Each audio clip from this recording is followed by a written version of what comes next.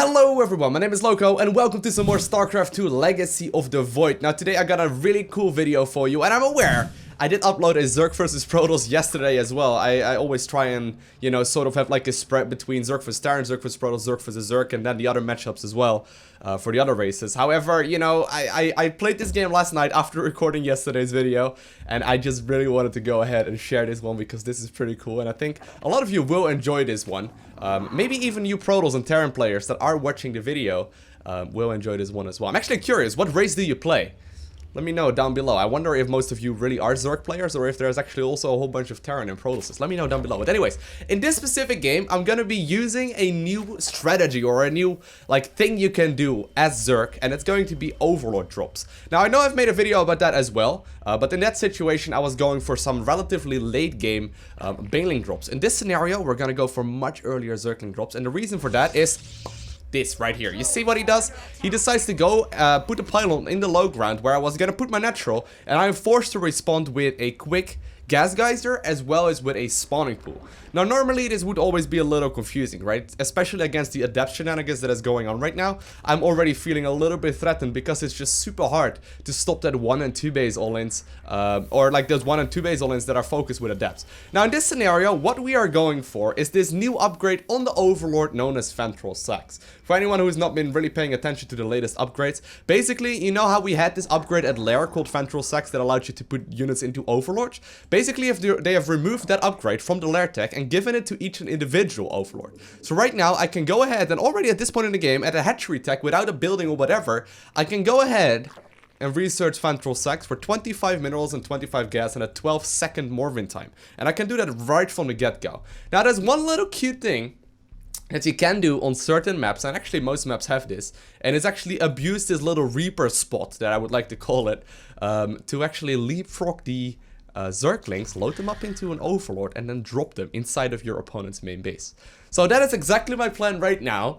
And honestly, this is one of the first times where I actually had like a beautiful situation where that is actually relevant, and we're gonna attempt to do exactly that. So you can see, my opponent basically forced me to make early Zerglings. He's gonna respond with his own relatively quick gateway into his cybercore, and I do want to go for the expansion. Now, since this is one of the first times where I'm actually doing it as a response to my opponent being annoying to me, I will be flooding a bunch of minerals, and I honestly think I could have executed this way better, maybe adding on an extra queen and even an extra hatchery, and just be extremely annoying to my opponent and potentially even finish off the game much earlier than I ended up doing. So this definitely does have like a lot of potential. So I'm looking around right now, I'm like, okay, my opponent is still gonna be on one base. I know for a fact that, you know, he's not expanded yet. I'm gonna have a quick sneak peek at the top of his ramp and see if he's walled in. Now I am 90% sure that he is, because hey, that's what Protoss players do, right? So I'm looking right here, and normally you would stand right here and you would be a Zerg player, like, okay, well, that's that right there, right? I can't really do very much anymore.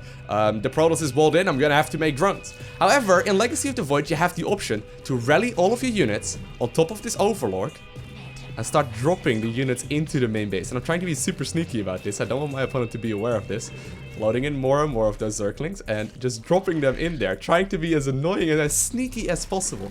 And honestly, I've done this a couple times right now, never like as good as I suppose is in this one, but every single time it works out really well. My opponents never really are prepared for such scenarios, and while, you know, I do get caught right now, I will be able to clean up these units easily. So as you can see, my control on the Overlord is kind of poor. I mean, I should really be a little bit smarter about doing this. But at the very least, I managed to clean up every single unit that he has. I'm just gonna be annoying here. Now, I know for a fact that the Mothership Core is pretty close to 100 energy, so, you know, there's a big chance that my opponent will use the Photon Overcharge. However, I see the Cybercore. The Cybercore is naked. He is chrono boosting it out, and I think, okay, if I get the cancel on Warp Gates, it is a pretty straightforward victory, and I do get cancel right there on the Warp Gate upgrade. So I know for a fact right now that I'm in a beautiful position. And obviously, okay, my opponent could have just moved the Stalker over here and tried sniping the Overlord much earlier than I did. But just the simple fact that this is actually an option right now for Zerg players is absolutely awesome. Now, my opponent did use the Protoss Band-Aid, known as Photon Overcharge. It lasts for about 4 minutes, I think. No, it lasts, I think it's like 40 seconds or something like that. And he's just gonna, you know, force me away for now. In a little bit, I will be able to push out a little bit, or for a little while as well. I'm gonna move in right now just to ensure, you know, to do maximum amount of damage before he has like a significant army. And I know that Photon Overcharge will be running out very shortly, so I'm just gonna try and kill as many probes as I can. Now, honestly, I actually end up microing this really poorly here. I should never have gone in the middle of this mineral line. I mean, I could have killed way more workers. In the end, I think I killed like 6 or 7. For way too many Zerglings. I could have just done it way better right there. Yeah, so I kill 6 right there. But still, we're at a nice little advantage right now. I know that my opponent isn't expended. I know he wasted energy on the mothership core, so he's not gonna be moving in anytime soon. And I know that he has 4 gateways. Big chance though that he's not gonna have warp gate done just yet, because hey, I killed that upgrade. So the proxy pylon probe right now, obviously do want to pick that one off. And I'm gonna try and make some drones on my end in the meantime.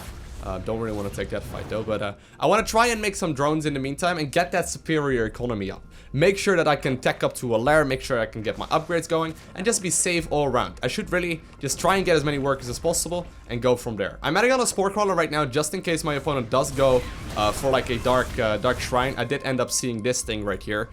So, you know, the Twilight Council can obviously mean that he's going for Blink, for Charge, for High Templar, very uncommon on one base, but Dark Templar, relatively common, so I do end up getting that Spore Crawler at a pretty okay timing, and, you know, I'm just trying to build 100% safety right now. As long as my opponent isn't actually, oh, there we go once again, gotta sneak in with the Zerglings, by the way, the Overlord Magnet right there, working out quite well, forcing the Photon Overcharge once again. But what was I saying? I don't know exactly. But basically, I'm trying to be super safe all around and be good against everything. Just scouting around, trying to force energy out of the mothership core, knowing that my opponent is guaranteed at this point to go for a one base all-in. I mean, what are really his options right here? There's really none at all. So I am gonna try and look around. Obviously, he could still be going for an expansion as well, at which point he would be super far ahead. But since I just finished up a Lair, I'm gonna start my Hydron Den. I'm gonna start Road Speed very shortly as well. But most importantly, I'm moving a Overlord that was scouting around into his natural to poop some creep right here. So if you have a quick look right here at the Overlord, and I see by the way that he's walling off completely, I will be able to start, you know, the creep spreading on his natural, which means that he cannot expand, and I am guaranteed right now that my opponent will go for an expansion. Now right there is pretty important. I scouted the Blink as well, so I start up, you know, immediately as many units as possible. I know for a fact my opponent is going 4 gate, Blink all in, or something similar to that. As you can see, he's also going for the charge upgrade, which he will finish up shortly. But as long as I just make non-stop units right now, it is still going to be relatively, you know, even. The funny thing is though, it's 38 Harvesters versus 23, right? And supply-wise, he's actually gonna have a bigger army. I mean, you know, his army is just much more expensive than mine. Obviously, I will be able to simply outproduce him. But the fight here is gonna be pretty close. But hopefully, at the very least, you know, yeah, obviously my opponent's gonna move out right now. But hopefully this gives you at least a little bit of indication how powerful that Zergling aggression can be. You can literally just put an Overlord here on hold position, rally Zergling straight for a natural, and just keep rallying the units into the main base. And while it does, you know, require a lot of micro, it is very fun to be messing around with. And, you know, sometimes you can have crazy games like this that feel very, very, very good after, you know, winning them. So right now I'm just adding on more and more upgrades, just making sure that I will be able to hold this all in. My opponent is going for sending out all of my units. +1 attack is not quite done yet, but I know for a fact right now my production is going to be pretty insane. I will be able to just simply straight up outproduce my opponent, and pooping that creep in the natural was really, you know, the nail in the coffin. My opponent could not be expanding off of that at all anymore. I'm going to be pushing forward with my roaches and my Hydralisk, and my opponent is forced to cheat again. So really fun little game right here. Hope you guys enjoyed this video. If you haven't already, hit the like button. If you want to see more, hit the subscribe button. And I want to thank you guys all for watching. Have an amazing day. Do not forget to smile, and I'll see you in the next one.